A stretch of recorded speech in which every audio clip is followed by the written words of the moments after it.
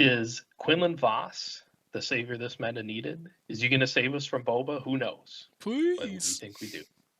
What's going on, guys? Alec here, otherwise known as Roger Mack. Got my boy Alex here. Say hello to the people. What's happening? Alex here.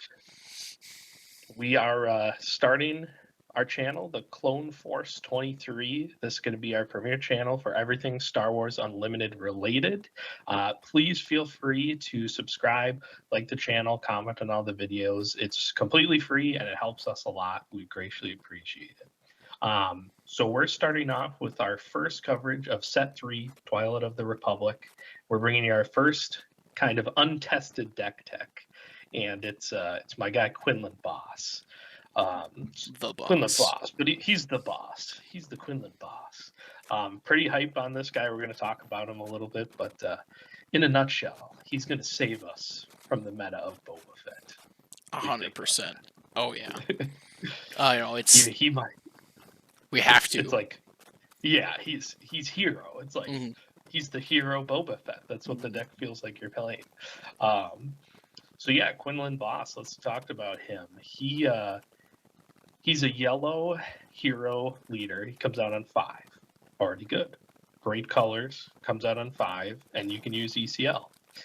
And his ability is really what makes him good. So his leader ability is when you play a unit, you may exhaust this leader. Does not cost anything. If you do, deal 1 damage to an enemy unit that costs the same as the played unit.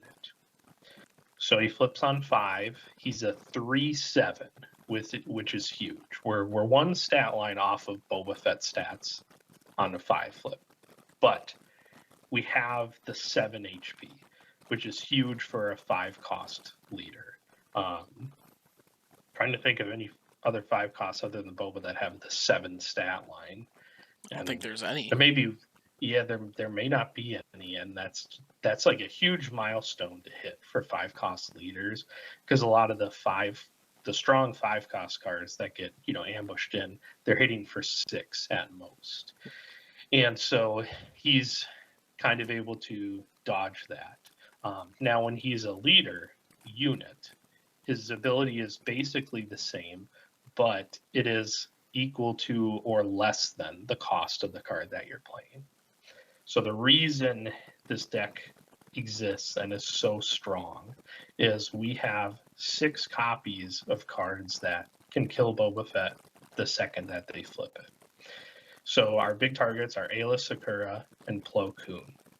So the play is they flip Boba, you have Ayla in hand or Plo. You don't even have to have Quinlan Vos flipped, you just need his leader ability. So you either ECL Ayla or you just play Plo Koon. You need to have raid, you need to have coordinate to get his raid 3 active, so he's a little bit more conditional. Ayla also has a coordinate ability, but that doesn't stop the combo from happening. So you play them both, you use Quinlan because they cost 5. You ping Boba for 1 damage, and then Ayla just goes into Boba for 6, takes him out. And then Plo, he can go in for 6 if you have coordinate, so he's raid 3. But again, they both take out Boba in 1 action, and they do not take any damage. Well, they don't die back. They take damage, but they don't trade. And that's huge. That's huge for the game. Yeah, it feels pretty strong. I don't know. It's something that I think is gonna be around. This is what I'm sleeving up on day 1 to try him out. Yeah, not to mention if you're not playing against a big leader, I think one of the big mechanics in set 3 is exploit that everyone's going to be trying to play into. So when they're trying to drop big units, you still on your flip turn have a pretty high probability to manage those in the same fashion you would like a big booty leader. So super competitive there. I love just the little bit of the early Republic engine. I think the new R2 is insane, and we haven't even talked about their there are 2 of them, which is just just so somehow a leader has like, made the most busted card in set 3 feel like, oh, that's the back burner of the deck. Like you get to play this. But on top of that, you could do that, and not to mention just a turn 2. If you pull off a turn 2 Plo, regardless if you have coordinate or not, you're probably killing that turn 1 unit, gaining tempo, and then the next turn you're probably dropping another unit and making that coordinate live. So that's pretty crazy. Yeah, we're playing. The way that I built it, and again, very minor testing, not a lot of real life testing. So I think there will be changes, of course, that happen to the deck. But I'm playing a guaranteed 2 of them. So all of my turn 1 plays trigger 2 of them with Ayla Sakura or Plo Koon. Love that. Most of them are Republic, and then Grogu is just there as a Force user, so he also triggers it. Yeah, and even just Grogu kind of hanging out with a 5-butt is pretty nice, because that might come in handy once you're ready to drop an Ayla or Plo. Right. To just make that. He sticks around, and you just tap out their guys too. So it's like just stalling the turns a little bit as well. And Grogu kind of underrated. He just has exhausted enemy unit. Could be a leader. Like, hey, can get us there if we need to. Absolutely. And the other thing is, hey, there is a world where you play Grogu and then you play Hu Yang into Grogu, and he's a 2/7. 2/7 tap down. And the 4 health on Hu Yang turn 2 is not as easy to deal with, and then you're running into it's basically a wing leader for any target you like.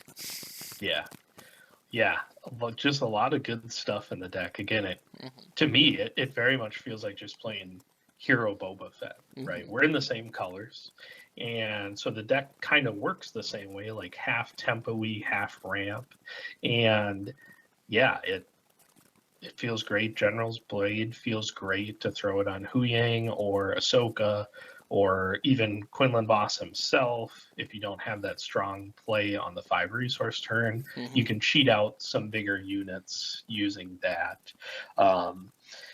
The other thing is, we're not just killing Boba right on the flip turn. We have other cards that can take out some pretty significant meta contenders. The Plo and Ayla can take out any leader that costs 5.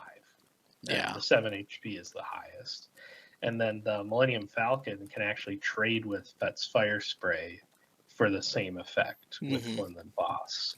And then if we get to the point where the Han Solo unit comes out and Quinlan is on the field, I mean, we're just swinging for 7 with first strike on anything. Feels good. Yeah, as much as we hate Boba right now, there's a reason we kind of stack up their cards against this, because most of them are the overstated cards. So if this deck is dealing with the overstated cards right now, that bodes well when we run into other stuff. Right. Yeah, it like the 3/5 on turn 2, that's like such a good thing if decks have. And this deck has a way to balance those overstated cards. It's like, okay, if they're going to play a 3/5 and they play Toro Calcan, right, or something like that, I can play Ahsoka and ping it for 1, which brings it down to a 3/4, which is much more manageable than a 3/5. Or if you started with R2 and then you drop a Hu Yang, you ping and then you buff your R2 to be able to finish it off and get it to 4 attack. Yeah, a lot of options there for that kind of deadly stat line. Yeah, it just feels like a lot of stuff that just works good together. Like there's a lot of combinations of plays on how you can play, and then we're just playing like generic good stuff as far as other events go. The Hot Shot feels great to play. Timely feels great. The one Ewing has felt okay. That might be something that comes out. The one thing that I do already feel like I want to put in there is a 4-cost unit to ambush in to take out Sabine, Kylo, Lando, all the 4-cost leaders. And the 2 that come to mind are the modded cohort and then the new Sabine unit from set 3, both of which can hit for 5. Oh, yeah, that's right. Yeah. So again, it's just, hey, we're playing into the entire field of leaders. Like your most important turn in a deck normally is your flip turn, and you just always have an answer to it. Yeah, and I like the 4-drop too, because I think a lot of people are very conscious of the curve and like to play on curve. So Yeah. like this leader really gets to capitalize on that because you're pinging, and then with the kind of ambush mechanic that the greatest base ever provides you. It's yeah, spoiler alert, the deck is broken because ECL is broken. Yeah, it's better than every single new base that came out, Yeah. in my opinion. Yeah. And the other 3 combined. It's just still number 1. Yeah.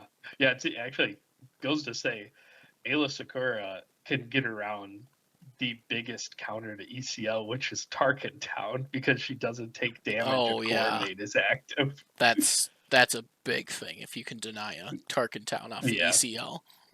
Yeah. Yeah. You're like, those red Bobas, they're going to try and change it. But I'm like, nope. Nope, we're ready. We're ready.